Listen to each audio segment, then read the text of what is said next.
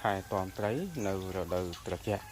បាទបងប្រុសបងស្រីសម្រាប់អ្នកចិញ្ចឹមត្រីហើយនៅរដូវត្រជាក់ហើយទឹកត្រជាក់បាទបងប្រុសបងស្រីខ្ញុំសូមចែករំលែកគំនិតខ្លះៗនៅក្នុងការថែទាំដើម្បីឲ្យត្រីរបស់យើងមានសុខភាពល្អបាទអញ្ចឹងជំរើសទី1បាទបងប្រុសបងស្រីបងមើលតាមអាបងប្រុសបងស្រីត្រូវតែ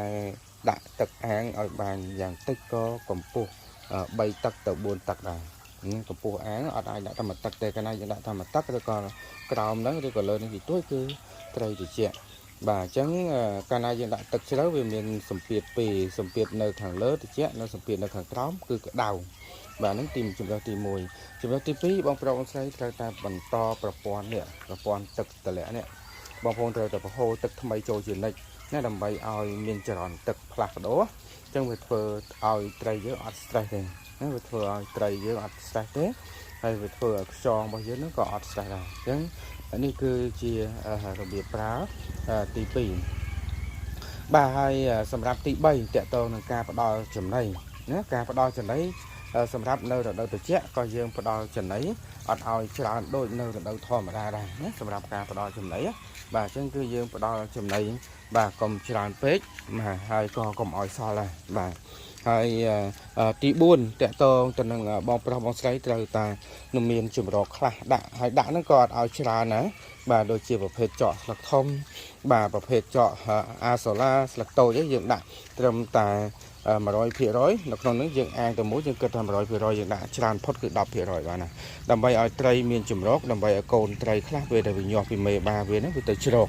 បាទដោយប្រភេទត្រីខ្លះវាប្រកាត់កូនធម្មជាតិអញ្ចឹងវាទៅជ្រោកនៅក្នុងតាមដងអញ្ចឹងអានេះគឺ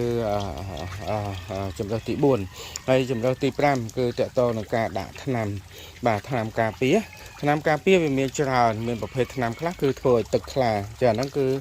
ត្រូវតែមានបាទប្រភេទថ្នាំដែលធ្វើឲ្យទឹកយើងថ្លាអាហ្នឹងក៏ត្រូវតែមានហើយទី2គឺថ្នាំបាទបំបត្តិស្លែបំបត្តិក្លិនថ្នាំរំលាយលាមកត្រីបាទហ្នឹងក៏ត្រូវតែមានដែរហើយសំខាន់ចុងក្រោយគឺតកតងនឹងការប្រើប្រាស់ថ្នាំព្យាបាលហ្នឹងគឺបងប្អូនត្រូវតែច្បាស់បាទចំសត្វបរិវត្តកម្មក្តីបងប្រុសបងស្រីត្រូវតែច្បាស់ហើយបើអត់ច្បាស់ប្រភេទទាំងអស់ហ្នឹងទេហើយកម្រិត pH ហ្នឹងអត់ដឹងការវាស់ទឹកមិនទេអាហ្នឹងក៏បងប្រុសបងស្រីចិញ្ចឹមត្រីអត់សូវមានគុណភាពដែរហើយក៏ត្រីរបស់យើងជួបបញ្ហាច្រើនបាទនេះគឺប្រភេទត្រីច្រើនចម្រុះពូជនៅទីនេះបាទចែកនៅខ្លីៗបន្ថែមហើយនៅមានប្រភេទត្រីកធមានប្រភេទត្រីភៀងមានប្រភេទត្រីដែកមានប្រភេទត្រីទីឡាយ៉ានៅមានប្រភេទ